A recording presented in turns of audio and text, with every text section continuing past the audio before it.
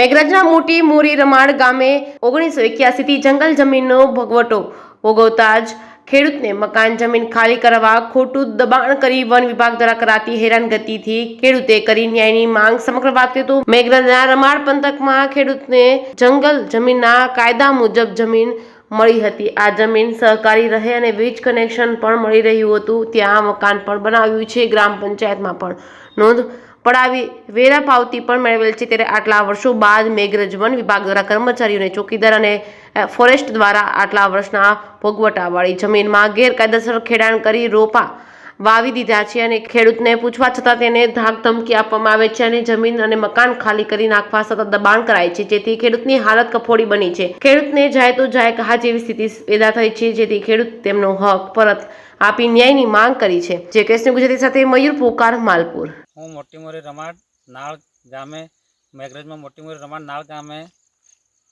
One અધિકારી વોચમેનો દ્વારા અને ફોરેસ્ટર બિલ્ડર દ્વારા આ જમીન અમે વર્ષોથી ખેડતા હતા. 80-81ની અમારી જૂની ખેડાણ છે.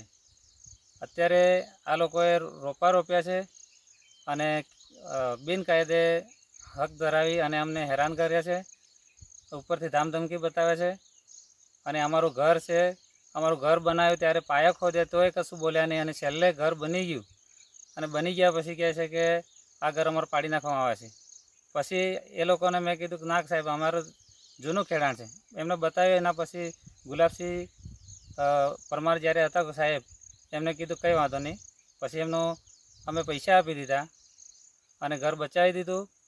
એમને કશું પાડવા ના દીધું અને અત્યારે અમારી જૂની ખેડાણ છે અને આ વર્ષે આટલા વર્ષથી ખેતી કરતા હતા. અત્યારે અમારા રોપા રોપી દીધા છે. આની માંગ આપો સાહેબ. અને અમારા ગામના વોચમેનો અને ફોરેસ્ટર બિલ્ડર દ્વારા અને આજુબાજુના જે વ્યક્તિઓ દ્વારાથી આ લોકો હેરાનગતિ કરે છે. એમાં એમના પાકા મકાન છે તોય છતાં અમને હેરાનગતિ કરે છે અને આ માંગ તમે અમારી પૂરી કરો છો.